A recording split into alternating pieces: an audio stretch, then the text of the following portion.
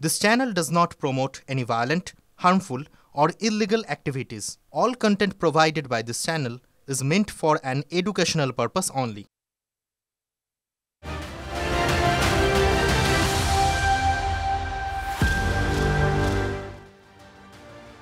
নমস্কার, দেখছেন টিভি9 বাংলা। আপনাদের সঙ্গে আমি অনির্বাণ। শুরু করছি অনির্বাণের চক্রব্যূহ।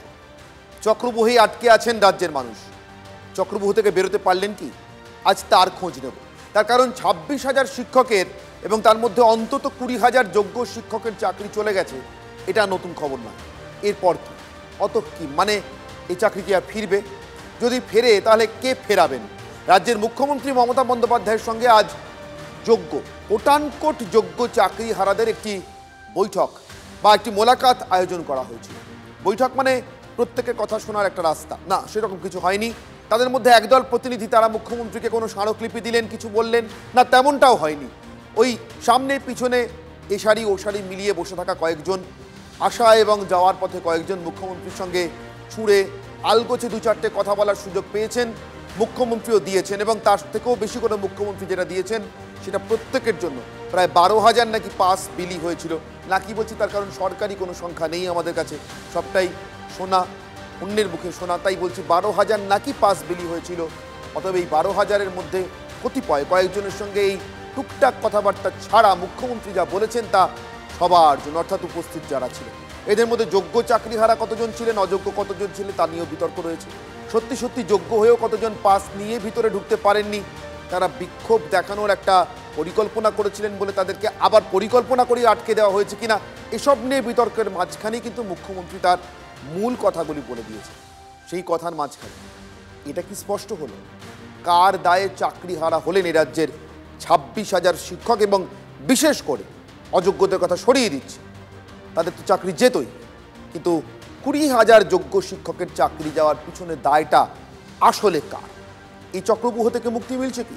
বিকাশ রঞ্জন ভট্টাচার্য, সিপিআইএম, আইনজীবী, প্রাক্তন বিচারপতি, বর্তমান বিচারপতি, মুখ্যমন্ত্রীর দল, তার সরকার, এসএসসি, প্রাক্তন শিক্ষামন্ত্রী, বর্তমান শিক্ষামন্ত্রী, সচিব, কারা কারা কারা এই 20,000 যোগ্য শিক্ষকের চাকরি যাওয়ার জন্য দায়ী? আজ এটারই উত্তর খুঁজব। তার আগে আজকের বিশেষ প্রতিবেদন।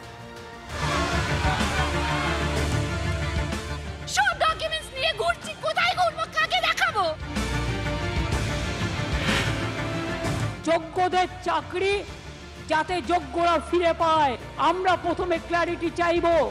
যদি ক্ল্যারিটি সুপ্রিম কোর্ট ক্লিয়ার করে দেয় আমরা সকলে গ্রেটফুল থাকবো, আর যদি না করে তখন আমাদের রাস্তা থেকেই আমরা রাস্তা বের করে নিয়ে আপনাদের পাশে দাঁড়াবো। 2 মাস সাফার করলে 20 বছর সাফার করতে হবে না, আর ওই 2 মাসও পুষিয়ে দেবো, এটা মনে রাখবেন।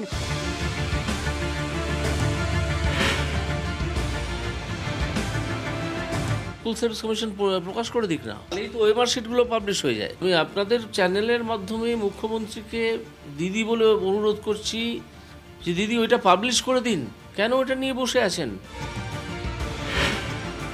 ভলেন্টারিলি সার্ভিস কিন্তু সবাই দিতে পারে, সেখানে কিন্তু আটকাবার কোনো জায়গা নেই কারো।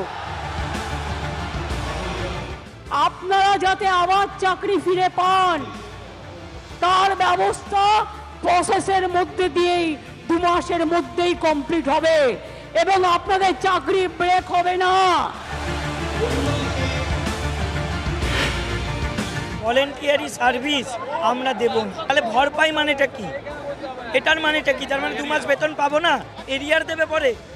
বিষয়গুলো ক্লিয়ার না।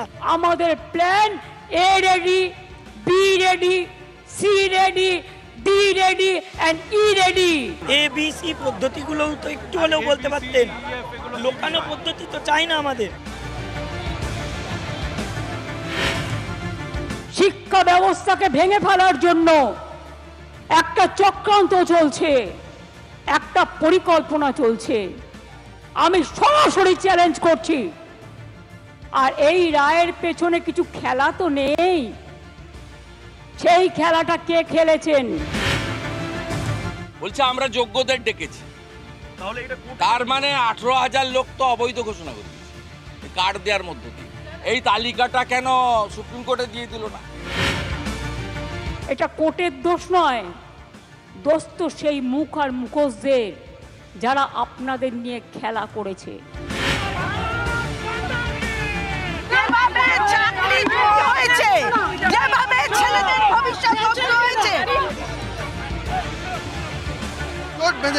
বিজেপি যুব মোর্চার কর্মী সমর্থকরা তারা এক সাইড মোড়ে বেরিয়ে এসছেন। দেশের সর্বোচ্চ আদালতের রায়ে চাকরি গিয়েছে, মুখ্যমন্ত্রী বলছেন কোর্টের দোষ নয়।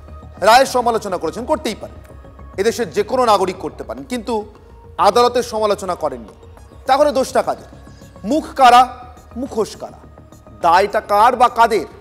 এটারই উত্তর খোঁজার চেষ্টা করবো। তাই আমার আজকের অনির্বাণের চক্রব্যূহে একটাই প্রশ্ন, যে প্রশ্ন নিয়ে আজকের বিতর্ক, চাকরি হারা কার দায়ে? উত্তর পেল জনতা, প্রতিশ্রুতি তো দিলেন মমতা। আমার সঙ্গে উপস্থিত যারা, তাদের সঙ্গে একে একে পরিচয় করে দিই আপনাদের। আমার ঠিক ডান দিকে রয়েছেন প্রিয়াঙ্কা সাউ। প্রিয়াঙ্কাকে চাকরি হারা বলে আজকে পরিচয় দিতে হচ্ছে, কিন্তু প্রিয়াঙ্কা আসলে অনেক সংগ্রাম করে আদালতের মাধ্যমে, আইনের মাধ্যমে দীর্ঘ আইনি লড়াই লড়ে চাকরিটা পেয়েছিলেন, তারপরে সেটাও চলে গেল। প্রিয়াঙ্কার চাকরি পাওয়াটাও একটা ইতিহাস বলে। প্রিয়াঙ্কা, আপনাকে স্বাগত। আমার সঙ্গে রয়েছেন চিন্ময় মণ্ডল, অপর যোগ্য এবং চাকরিহারা শিক্ষক। আমার সঙ্গে রয়েছেন ভাস্কর সিনহা রায়। ভাস্কর সিনহা রায় রাজনৈতিক কর্মী এবং তৃণমূল সমর্থক। রয়েছেন বিমল শঙ্কর নন্দ, রাজ্য বিজেপির মুখপাত্র, এবং নির্মাল্য মুখোপাধ্যায়, রাজনৈতিক ভাষ্যকার। এবং আমার সঙ্গে রয়েছেন মেহবুব, আরেকজন যোগ্য শিক্ষক এবং চাকরিহারা। আমি শুরু করি প্রিয়াঙ্কা আপনার কাছ থেকে, যেহেতু আপনার চাকরি পাওয়াটাও একটা ইতিহাস ছিল এবং যেভাবে গেল এটাও বোধহয় একটা ইতিহাস, কিন্তু এই ইতিহাস পরিক্রমার মাঝখানে আপনি কি বুঝতে পারলেন প্রিয়াঙ্কা ঠিক কার দায়ে আপনার চাকরি গেল? দেখুন, প্রথমেই বলবো যে দায়টা তো এসএসসিরই ছিল, যখন আমাকে রাস্তায় নেমে আন্দোলন করতে হয়েছিল নিজের অধিকার বুঝে নিতে। দীর্ঘদিন আন্দোলন করার পর আমি জুডিশিয়ারির হেল্প নিয়ে সিঙ্গেল বেঞ্চ সেখানে মামলা করে তারপর ডিভিশন বেঞ্চও আমার সেই মানে আমার ন্যায্য অধিকারের মান্যতা দেয়, এবং এসএসসিও পরবর্তী সময় সেটার অ্যাপিল আর কোথাও করেনি। তো সেখানে আমি আমার যোগ্যতা অলরেডি প্রমাণ করেছিলাম। আমি কিন্তু একটা ফ্রেশ প্রসেসের মধ্যে দিয়েই এসেছিলাম। তারপর এখন যেটা হলো যে এই যে যোগ্য এবং অযোগ্যকে একটা ক্রমাগত মিলিয়ে দেওয়ার প্রচেষ্টা, সেটার কারণে আজকে কিন্তু আমরা সম্পূর্ণভাবে চাকরিহারা হলাম। এই প্রচেষ্টা কারা করলো? প্রথম থেকে এসএসসির একটা প্রবণতা ছিলই, এবং তারপর সেটাকে ঢাকাচাপা দেওয়ার জন্য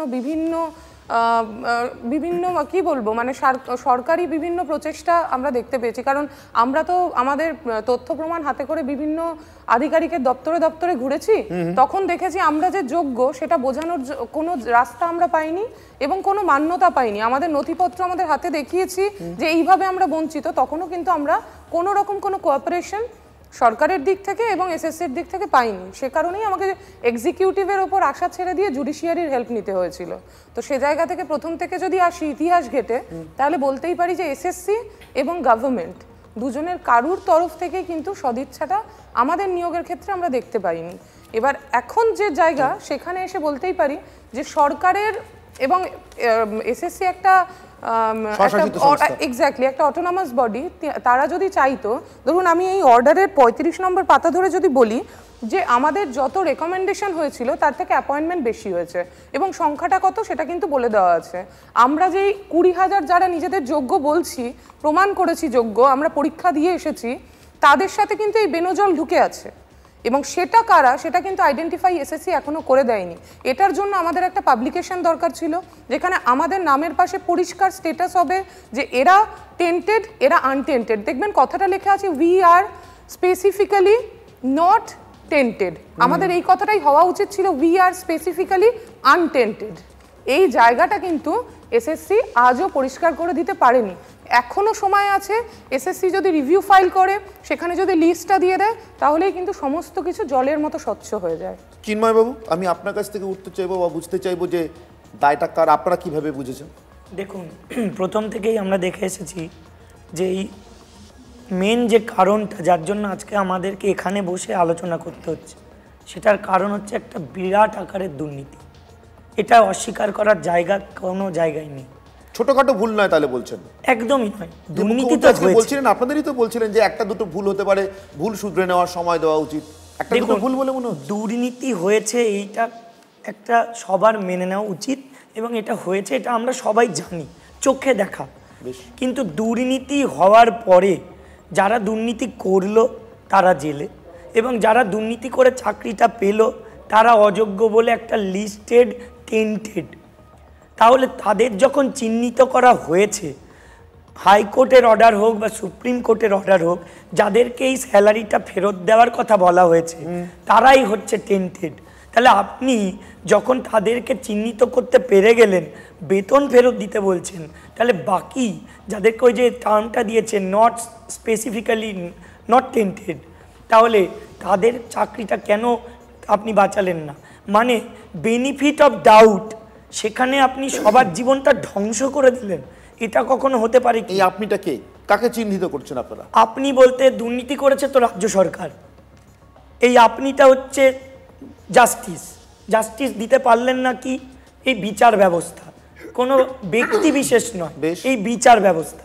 এবং এই আপনিটা হচ্ছে, কিন্তু এই বিচার ব্যবস্থা, জাস্ট জিজ্ঞাসা করছি আপনাকে, ধরুন আগে প্রধান বিচারপতি রিটায়ার করলেন, নতুন প্রধান বিচারপতি এলেন, এর মাঝখানেও আরেকবার এসএসসির কাছে তালিকা চাওয়া হলো যে নির্দিষ্ট করে যদি ওএমআর শিট পাওয়া যাবে অথবা ওএমআর শিট অ্যাভেলেবেল আছে বা তার কোনো কপি আছে, জেরক্স কপি, যে কপিটা এসএসসি হলফনামা দিয়ে বলতে পারবে হ্যাঁ এটাই কপি, এই কপিটাই আসল কপি, তাহলেই আপনাদের চাকরিগুলো বেঁচে যেত। এটাতে কি কারো কোনো দায় আছে বলে মনে হচ্ছে, যেটা দেওয়া হলো না? দেখুন, টেন্টেড লিস্ট দেওয়া আছে একদম রোল নাম্বার নাম সমেত, বাকিটা আনটেন্টেড। সেগ্রিগেশনের কথা সবাই বলেছিল, এসএসসি বলেছিল যে সিবিআই তো দেশের সর্বোচ্চ একটা তদন্তকারী সংস্থা, তারাই তো এটা বার করবে। ওএমআর যে বার করেছিল তার বেসিসে তো লিস্ট হয়েছে, তাহলে লিস্ট অলরেডি তারা ওইভাবে প্রডিউস করেছে। এখন ব্যাপার হচ্ছে যেটা নিয়ে কথা, যে মিরর ইমেজ যদি কোথাও থেকে থাকে তাহলে সেটা প্রডিউস করা হোক, এটা আমরাও চাই। যদি থেকে থাকে তাহলে সেটা প্রডিউস করলে কি হবে, টেন্টেড আনটেন্টেড নিয়ে যে এই যে স্পেসিফিক্যালি নট টেন্টেড, এটা তখন কিন্তু হয়ে যাবে স্পেসিফিক্যালি এরাই আনটেন্টেড। ঠিক, এইটা আমরা চাইছি। ভাস্কর বাবুর কাছে আসবো। ভাস্কর বাবু, সত্যি কি আপনার মনে হয় মুখ্যমন্ত্রীর সঙ্গে আজকে ওদের বৈঠকের পর এই দায়টা স্পষ্ট হলো, বা মুখ্যমন্ত্রী যা বললেন তার থেকে স্পষ্ট হলো? ওরা তো, আমার তো মনে হয় না, ওদের কথা শুনে দায়টা খুব স্পষ্ট বলে বোঝা যাচ্ছে। যেমন প্রিয়াঙ্কার কাছে দায়টা এখনো দুর্নীতির দায়টা স্পষ্ট না করার দায়টা এসএসসি এবং রাজ্য প্রশাসনের, চিন্ময়ের কাছে একটু আলাদা, দুর্নীতির দায়টা রাজ্য প্রশাসনের, স্পষ্ট না হওয়ার দায়টা বিচার ব্যবস্থার। আপনার কাছে স্পষ্ট? যেটা মনে হচ্ছে, এসএসসির ইম্প্যানেলড প্রাক্তন আইনজীবী, পরবর্তীকালে হাইকোর্টের বিচারপতি, পরবর্তীকালে সংসদ, তিনি একটা রায় দিয়েছিলেন, যে রায় মধ্যরাত্রে এসএসসির অফিস কমান্ডো বাহিনী দখল নিয়েছিল। কিসের জন্য রায় দিয়েছিলেন? এবং সেই যে যা কিছু দুর্নীতি বলুন, বেনিয়ম বলুন, যা কিছু হয়েছে, তার জন্য সিবিআইকে অর্ডার দেওয়া হয়েছিল সেটা বার করতে, যোগ্য অযোগ্য ইত্যাদি পুরো বিষয়টা দায়িত্ব দেওয়া হয়েছিল কিন্তু সিবিআইয়ের ওপরে। বেশ, সেই মাননীয় বিচারপতি, তৎকালীন বিচারপতি, এখন তিনি বিজেপির সাংসদ, তার রায়ে কিন্তু সিবিআই এই ঘটনাটাকে হাতে নেয়। তখন রাজ্য সরকারের কাছে যোগ্য অযোগ্য বাছার জায়গায় রাজ্য সরকার ছিল না, ছিল না। কারণ হচ্ছে রায়তে কি, রায়টা দেখুন আপনি, রায়তে ছিল যে CBI will investigate into this matter. সেজন্য এসএসসির আমাদের বাড়ির কাছে এই অফিসটা মধ্যরাত্রে কমান্ডো বাহিনী নামিয়ে তাকে সিল করে দেওয়া হয়, আপনার মনে থাকতে পারে। তাহলে সেই সিবিআই এতদিন ধরে যোগ্য অযোগ্য ইত্যাদি বিভিন্ন সময় তাদের কাছেই তারাই জানাবে কোর্টের কাছে যে এরা যোগ্য এরা অযোগ্য। তাদের পাওয়া তথ্যের ওপরে ভিত্তি করে যোগ্য অযোগ্য নির্ধারণ যদি করা যায়, সেইটা তো কোর্টকে দেওয়া হবে। তাহলে যোগ্য অযোগ্য বিচার করা যায়নি এই কথাটা কিন্তু বলা হচ্ছে। আপনি বলছেন এই দায়টা রাজ্য সরকারের নয়? না, রাজ্য সরকার না, কারণ ওই মধ্যরাত্রে যখন এসএসসি দপ্তরটার সমস্ত কিছু কম্পিউটার সহ বিভিন্ন জিনিসের দায়িত্বভার সিবিআই নেয় মধ্যরাত্রে, ফুটপাত বদল হয় মধ্যরাত্রে, এখানে এসএসসির অফিস দখল হয় মধ্যরাত্রে, তো সেখানে যখন মধ্যরাত্রে যখন দখল নেয়, তারপরে সমস্ত বিষয়টার নিয়ন্ত্রণ করে সিবিআই, এবং সিবিআইকে ইনভেস্টিগেট করে আসল তথ্যটা বার করে সেটাই দেওয়ার কথা। এই দখল হয়ে যাওয়ার আগে সব হাফিস হয়ে যায়নি তো? না, সেটা তো সিবিআই বলেনি। দেখুন, সিবিআই একটা এফিডেভিট করে এখনো যোগ্য অযোগ্য যা কিছু যারা পাওয়া গেছে, না এসএসসি তো বলার কথা নয়, এসএসসি তো বলতে পারছে না যে না এই ওএমআর শিটটা আসল না। এই ওএমআর শিট আমি বলছি, ওই ওএমআর শিটের অ্যাভেলেবিলিটি, মিরর ইমেজের অ্যাভেলেবিলিটি, তারপরে নয়ডা থেকে উদ্ধার করা এবং যতটা পাওয়া যায় তার থেকেই কিন্তু আজকে যে এই অযোগ্য লোকেদের টাকা ফেরত দেওয়া এবং যোগ্য লোকেদের টাকা না ফেরত দেওয়া, যেটার ওপরে ভিত্তি করে দাঁড়িয়ে আছে, সেটা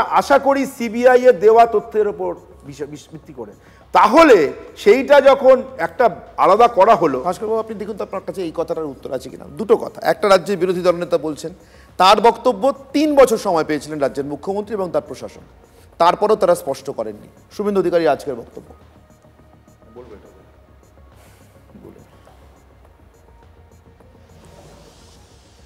আপনি আজকে বলেছেন আমি অনেক কেস লড়েছি। আমি অনুরোধ করব আপনি সুপ্রিম কোর্টে গিয়ে লয়ার হিসেবে যোগ্যদের পক্ষে যোগ্য তালিকাটা হাতে নিয়ে সিবিআইর হার্ড ডিস্কের মাধ্যমে যে ওএমআর বের করেছে, যে একাডেমিক আছে, সেটা নিয়ে গিয়ে বলুন আমি লয়ার মমতা ব্যানার্জি এসেছি, আপনারা এই যোগ্যের তালিকা এদেরকে আপনি মহামান্য হুজুর কনসিডার করুন। না, আমি ঠিক এই বাইকটা শুনতে চাইছিলাম। এক মিনিট আমি আমার পিসিআরকে অনুরোধ করব, আমি আবারও বলছি স্পেসিফিক্যালি শুভেন্দু অধিকারী বলেছেন 3 বছর সময় পেয়েছিলেন মমতা বন্দ্যোপাধ্যায় এবং তার প্রশাসন। একটু বলবো, বলে নেওয়ার পর একটু বলবো, একটুখানি বলে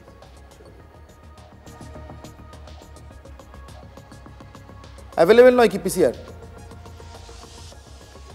একটা জিনিস ছড়িয়ে দিতে পারি কি? বেশ, আমি আপনাকে আরেকটা বক্তব্য শোনাচ্ছি। যে কোনো কারণেই হোক, যে কোনো কারণে আমি বিরোধী দল নেতার বক্তব্য নয় মুলতবি রাখলাম, যদিও এটার মধ্যে একটা চ্যালেঞ্জ আছে মমতা বন্দ্যোপাধ্যায়কে নিজে অবতীর্ণ হওয়ার জন্য ওদের হয়ে। বলবেন, অবশ্যই বলবেন।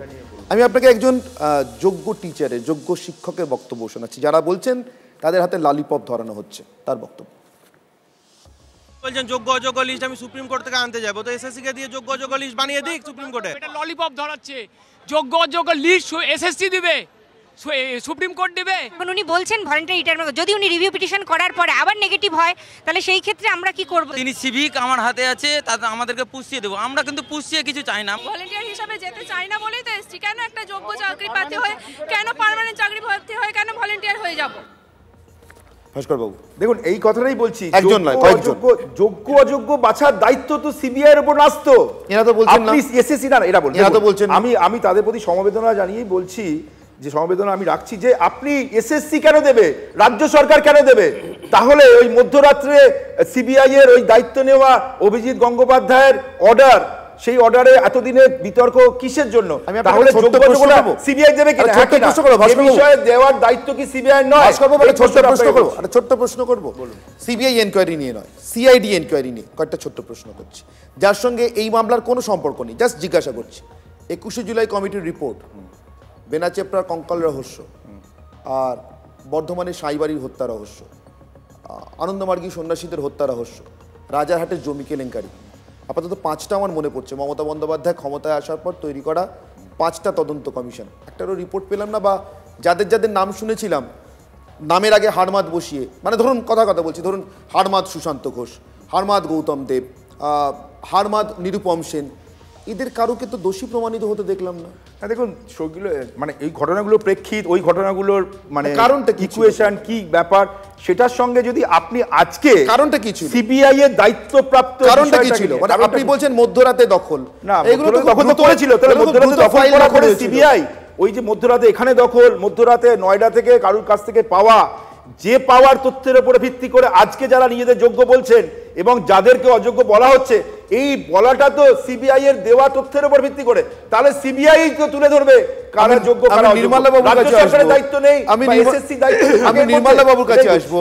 নির্মলা বাবু, আমি আজকে পুরো এই বিতর্কটা করছি একটা পয়েন্টের উপর দাঁড়িয়ে, দায় কার? জনতা কি স্পষ্ট হতে পারলো? আপনার কি মনে হয়? আপনি শুনলেন দুজন যোগ্য শিক্ষকের বক্তব্য, ভাস্কর বাবুর বক্তব্য, মমতা বন্দ্যোপাধ্যায়ের বক্তব্য তো সারাদিনই শুনেছেন, আপনার মনে হয়? দেখুন, সাংবাদিক আর রাজনৈতিক ভাষ্যকার হিসেবে আমি দায় দেবো একেবারেই মমতা ব্যানার্জি এবং তার রাজ্য সরকারের সোজাসুজি। তার কারণ হচ্ছে একটাই, সেটা হচ্ছে আজকে মমতা বন্দ্যোপাধ্যায়কে আমি তো অনেক দিন ধরে দেখছি, এত অসহায় আমি কোনোদিন দেখিনি। তার কারণ হচ্ছে পরস্পর বিরোধী কথাবার্তা যেগুলো উনি বলছেন, কিংবা ভাস্করবাবুরা যে সিবিআইয়ের ওপর দায়টা চাপাচ্ছেন।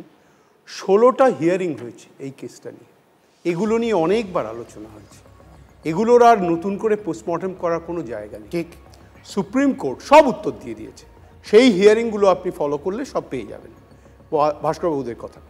সেই যে ঘটনাটা হয়েছে, সুপ্রিম কোর্ট যে অর্ডারটা দিয়েছে সেই অর্ডারটা একদম পরিষ্কার বলে দিয়েছে যে এখানে যোগ্য অযোগ্য ইস্যুটা অবশ্যই আছে, কিন্তু গোটা প্রসেসটাই পয়জনাস।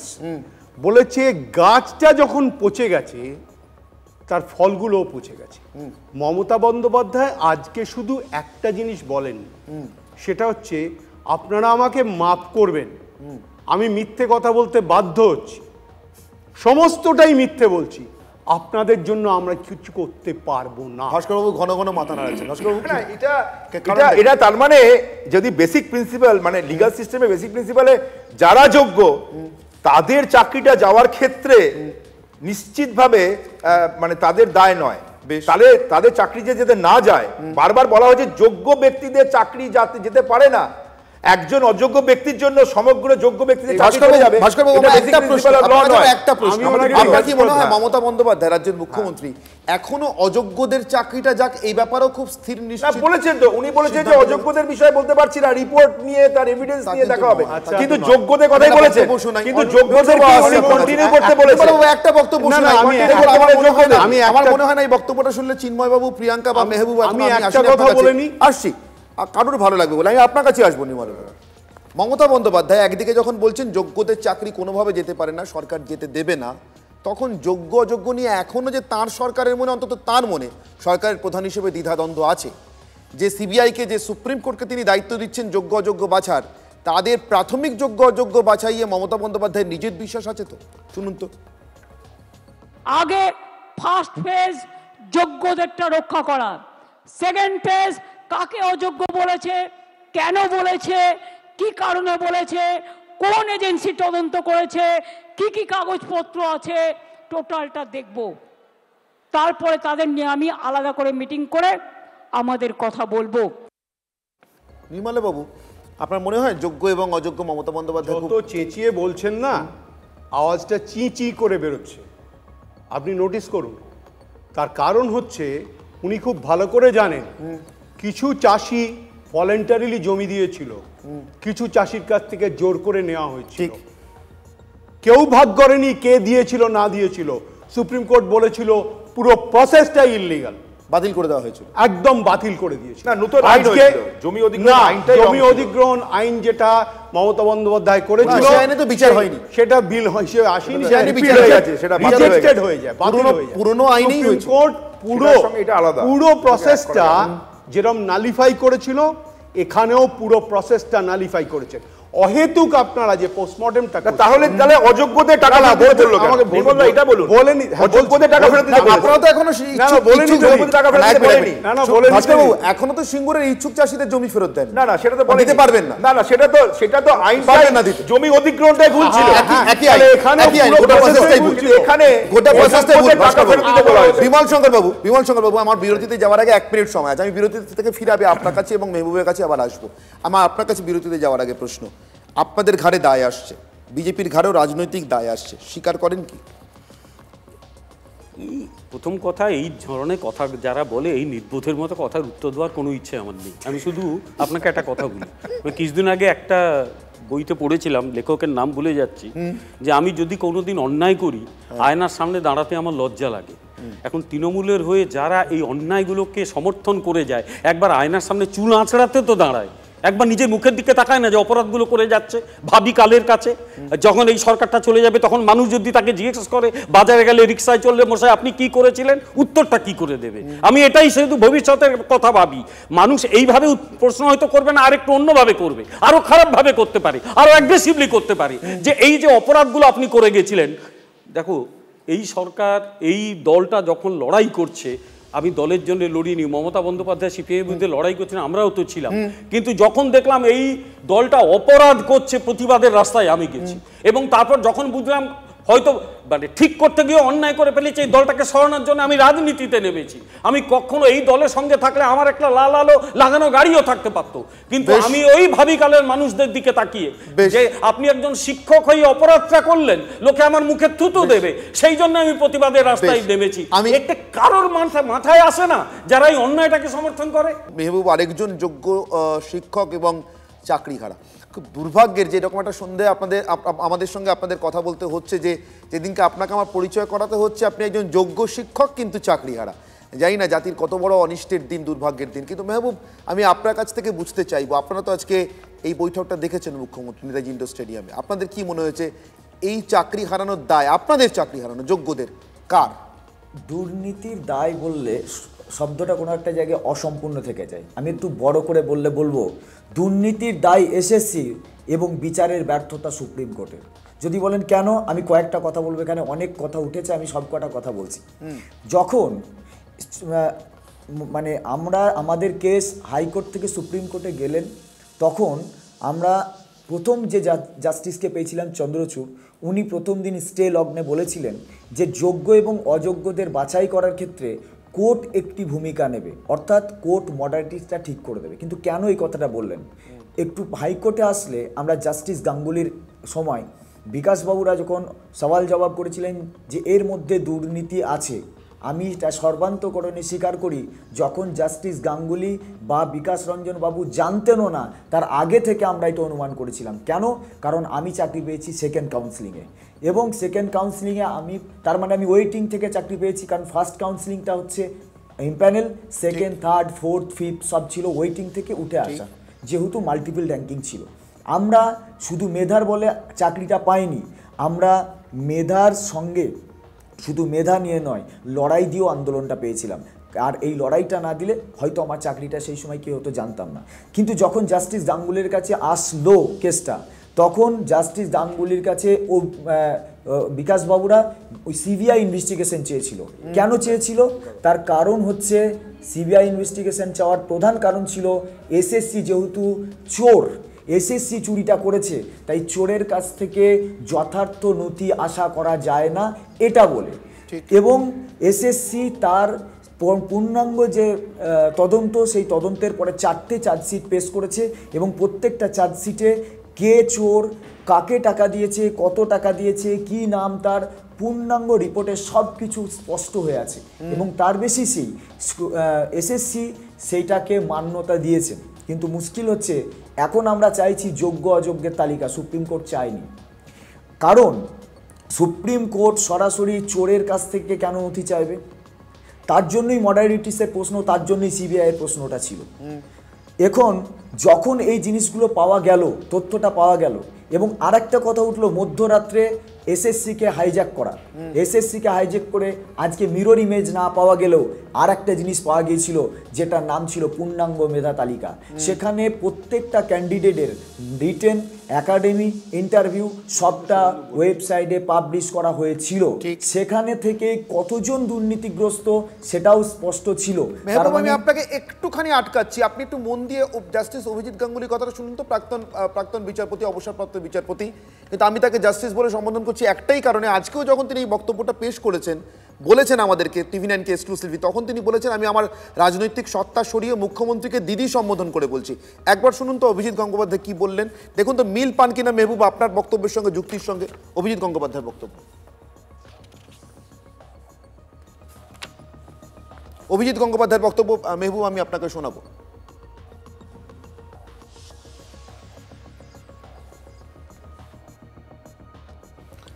এখন তারা ধরা পড়ে গেছেন, রেড হ্যান্ড কট।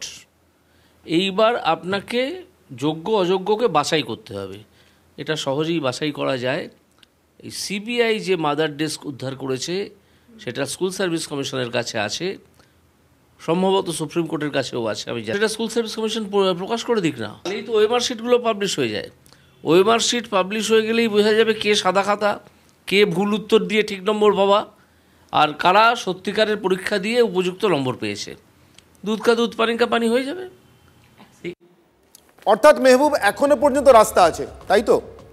রাস্তা প্রচুর আছে, এবং রাস্তা সুপ্রিম কোর্টের কাছে ছিল, সুপ্রিম কোর্ট সেটাকে কাজে লাগায়নি। যদি বলে কেন, কারণ আপনারা যদি লাইভ স্ট্রিমিংয়ে সমস্ত আর্গুমেন্টটা দেখেন, তাহলে দেখবেন সেখানে পর্যাপ্ত যে আর্গুমেন্ট হয়েছে, সেখানে মূল টপিকটাই ছিল সেগ্রিগেশন পসিবল অর নট, কিন্তু যখন আমরা জাজমেন্ট, সেখানে সেগ্রিগেশন নিয়ে কথা হলো, কিন্তু সেগ্রিগেশন করার প্রচুর রাস্তা ছিল, কিন্তু সেগ্রিগেশনটা করা হলো না। কিন্তু যখন জাজমেন্ট দেওয়া হলো তখন বলা হলো, যিনি একজন বললেন গাছটাই পচে গিয়েছেন, বলা হয়েছিল সুপ্রিম কোর্টে যখন জাজমেন্টটা দিল তখন বলা হলো পরীক্ষা ব্যবস্থাটাই আসলে ভুল।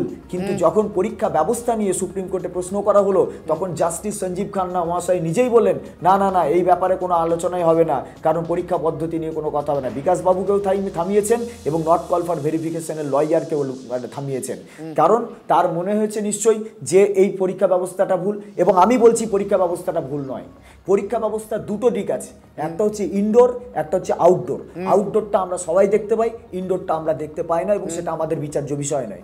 সেখানে কি প্রথমে একটা নোটিফিকেশন আসে, এই নোটিফিকেশনের বেসিসে আমরা ফর্ম ফিল আপ করি এবং তারপরে অ্যাডমিট দেওয়া হয়, অ্যাডমিটের পর আমরা রিটেন এক্সাম দিয়েছি, রিটেন এক্সামের পর আমরা মানে কোনো কল ফর ভেরিফিকেশন, ইন্টারভিউ, তারপরে প্যানেল। সুতরাং পরীক্ষা ব্যবস্থার যে সিস্টেম সেই সিস্টেমটা ভুল ছিল না। অনেকে বলছেন টেন্ডার ব্যাপারটা ভুল ছিল, এসএসসি বারবার টেন্ডারের ব্যাপারটা ক্লিয়ার করতে চেয়েছিল, সুপ্রিম কোর্টে তাকে ক্লিয়ার করতে দেওয়া হয়নি এবং সেটা ছিল ইনডোর ব্যাপার। এসএসসি কিভাবে টেন্ডার ডাকবে না ডাকবে সেটা একটা একজন চাকরি প্রার্থীর জানার বিষয় নয়, এবং এসএসসি যদি কোনো ভুল করেও থাকে তার ভুলের জন্য আমি শাস্তি পেতে পারি না, কারণ কেউ যদি। কিন্তু মেহবুব, আপনি আমাকে একটা কথা বোঝান, আমি একজন সাধারণ নাগরিক হিসেবে এটা বুঝতে চাইছি না। নিশ্চিতভাবে আমার সন্তান সরকারি মাধ্যম স্কুলে পড়াশোনা করেন না, সরকার পোষিত স্কুলেও করেন না, কিন্তু একজন নাগরিক হিসেবে তো আমার জানার অধিকার আছে মেহবুব। আমি ব্যক্তিগতভাবে আপনাকে, ব্যক্তি মেহবুবকে বলছি না, ব্যক্তি প্রিয়াঙ্কা বা চিন্ময়কেও বলছি না, কিন্তু এসএসসি একটি সংস্থাকে বরাদ দিল, সেই সংস্থা আবার অন্য একটি সংস্থাকে বরাদ দিল, যে সংস্থাকে বরাদ দেওয়া হয়েছে বলে বা সাবকন্ট্রাক্ট দেওয়া হয়েছে বলে এসএসসি চিহ্নিত করতে পারলো না। সেই সংস্থার কোনো এক ব্যক্তির বাড়ি থেকে একটি হার্ড ডিস্ক পাওয়া গেল। এবার এই হার্ড ডিস্কটা যে সরকার পরিচালিত, আপনার ভাষায় ইনডোর পরীক্ষা পদ্ধতির ভিত্তিতে চালু করা বা তৈরি করা একটা মেধা তালিকা, এটা এসএসসি হলফ করে বলতে পারছেন না, আপনারা বলছেন কি করে? আমরা বলছি এই কারণে, প্রথম নাইসাকে টেন্ডার দেওয়া হয়েছিল, নাইসা আরেকটি যে কোম্পানিকে টেন্ডার দিয়েছিল তার নাম হচ্ছে ডেটা স্ক্যানটেক। যদি এই বিষয়টা আমরা জেনে যেতাম যে ডেটা স্ক্যানটেককে স্ক্যানিংয়ের দায়িত্ব দেওয়া হয়েছে, তাহলে আজকে যে সমস্ত অযোগ্য ক্যান্ডিডেটরা কোনো নেতাকে ধরে টাকা দিয়েছে তারা তো সরাসরি ডেটা স্ক্যানটেককে টাকা দিত, সেখান থেকেই তো সব কিছু হয়ে যেত। তাহলে এই টেন্ডারটার তো প্রাসঙ্গিকতা আছে, কারণ নাইসাকে যে বা নাইসা সম্পর্কে যদি বলেন, নাইসা নিজে কাজটা করেনি, ডেটা স্ক্যানটেককে করেছে এবং সেখানে এসএসসির দপ্তরেও কিন্তু স্ক্যানিং হয়েছে, সব হয়েছে মেহবুব, কিন্তু সেই একটা স্ক্যানিংয়ের রিপোর্টও, একটা স্ক্যানিংয়ের ওএমআর শিট বা পিডিএফ ফাইলও এসএসসির দপ্তর থেকে উদ্ধার করা যায়। সব থেকে বড় সমস্যার জায়গা এটা মেহবুব। আমি আপনার সঙ্গে ডিফার করছি, যদিও একই সঙ্গে এটাও চাইছি, মনে প্রাণে চাইছি আপনাদের চাকরিটা থাক। কি উপায় থাকবে আমি জানি না। বিকাশ রঞ্জন ভট্টাচার্যকে আজকে নাম করে দায়ী করেছেন মুখ্যমন্ত্রী মমতা বন্দ্যোপাধ্যায়। বিকাশবাবু তার একটা উত্তরও দিয়েছেন, আমি বিকাশবাবুর উত্তরটা নেব।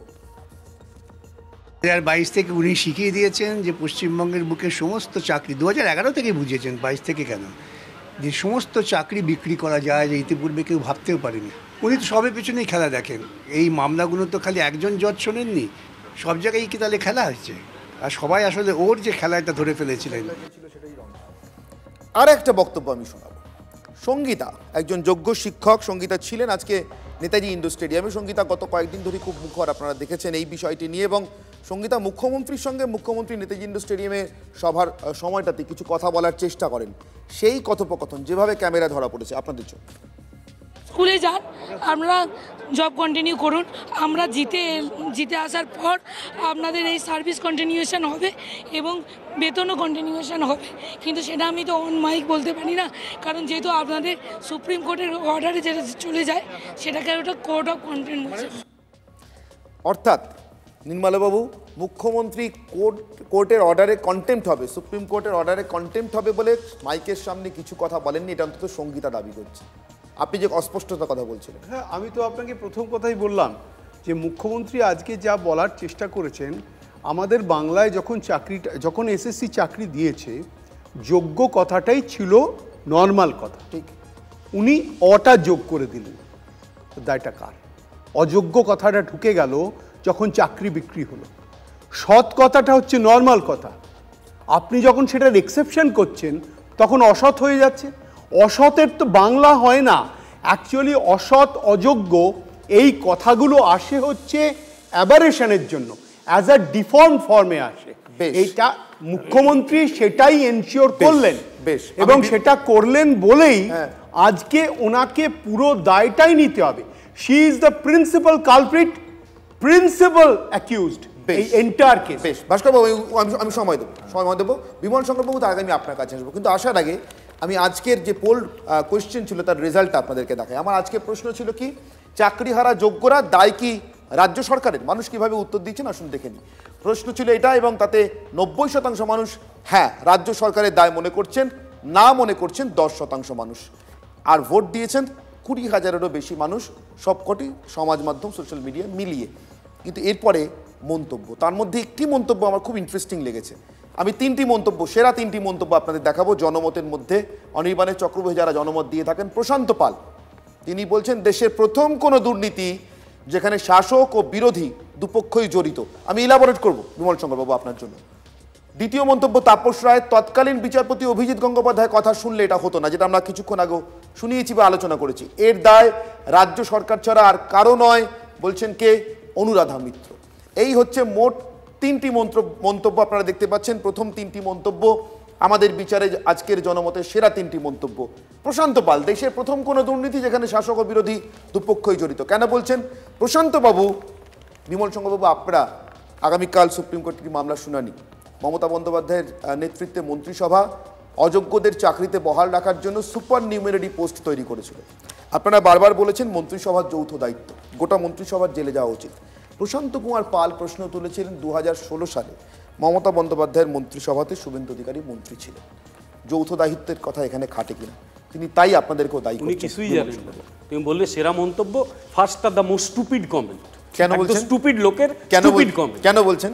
সুপার নিউমারারি পোস্টের ডিসিশনটা কবে হয়েছিল? না সেটা তো এইবারে। আমি বলছি 2016 থেকে দুর্নীতি চলছে, তখন শুভেন্দু নেবে কেন? উনি বলছেন 2016 থেকে দুর্নীতিটা চলছে। আরে দুর্নীতিটা হয়েছে ডেফিনেটলি।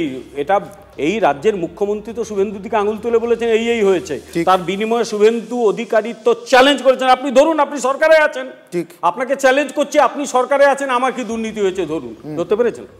সুতরাং এইরকম স্টুপিড কমেন্টকে আপনি অন্তত সেরা কমেন্ট বলবেন না, এটা আমার খারাপ। আপনি বলছেন দায় চাপিয়ে দেওয়ার চেষ্টা, কি দায় চাপিয়ে দেওয়ার চেষ্টা বলছেন? এটা দায় ট্রান্সফার করে দেওয়ার চেষ্টা বিজেপির দিকে, সে তো বটেই, সে ছাড়া আর কি। আমি এবারে আপনাকে একটা কথা বলি, গোটা দুনিয়ার সকলে জানে, একটু আগে যার সঙ্গে কথা বললেন মেহবুব না কি যেন নাম, মেহবুব, আমি প্রত্যেক প্রার্থী যারা যোগ্য প্রার্থী তারা চাকরি পান।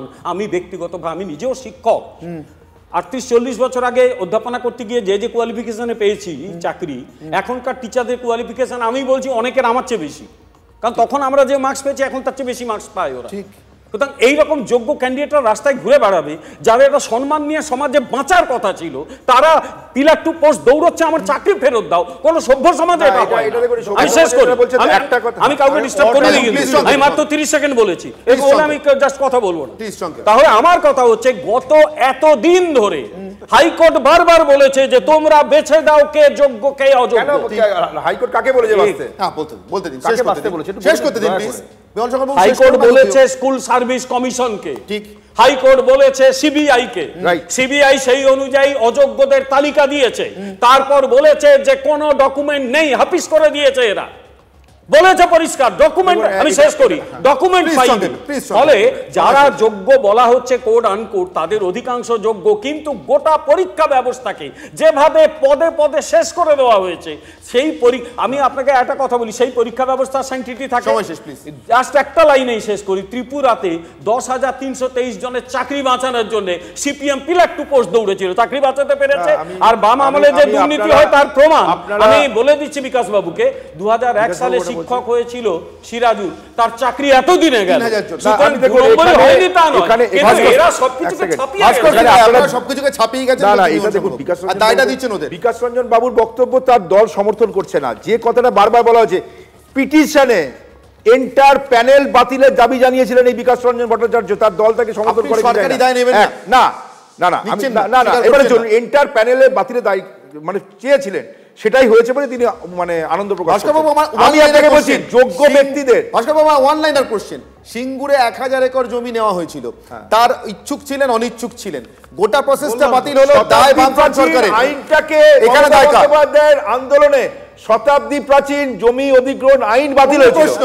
এখানে বিষয়টা তা নয়, এখানে বিষয় এখানে এই 41 পাতার অর্ডারে সময় দেওয়া হয়েছে, সময় একেবারে কিছু লোককে বলা হয়েছে বারবার ফেরত দিতে হয়। সিবিআই কেন অযোগ্য বুঝতে পারে, কিছু লোককে কিন্তু বলা হয়েছে যোগ্য মামলায় তুমি নিজে প্রশ্নটা তুলেছো, এখানে বিজেপি মামলায় ফাইল খুশি হয়েছে, সিপিএম খুশি হয়েছে। সুতরাং এই যোগ্য ব্যক্তির অ্যাপোলজি আমার সময় শেষ, আমাকে শেষ করতে হবে, আমাকে শেষ করতে হবে।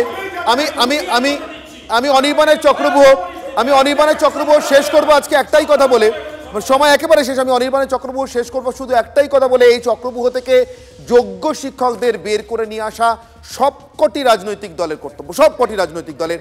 তাদের চাকরি বাঁচানো আমাদের সামাজিক দায়, ভবিষ্যতের প্রতি আমাদের দায়বদ্ধতা। যা ঘটেছে অযোগ্যদের নিয়ে, অযোগ্যদের মাধ্যমে তার জন্য তদন্ত চলুক, প্রকৃত দোষীরা শাস্তি পাক, সাজা পাক, চাকরি বাতিল হোক, কিন্তু যোগ্য শিক্ষকদের চাকরি রক্ষা না করতে পারলে ধরে নিতে হবে আমরা আমাদের নিজেদের ভবিষ্যৎ রক্ষা করতে পারলাম না। অনির্বাণের চক্রব্যূহ এখানেই শেষ করলাম। সঙ্গে থাকুন টিভি9 বাংলা।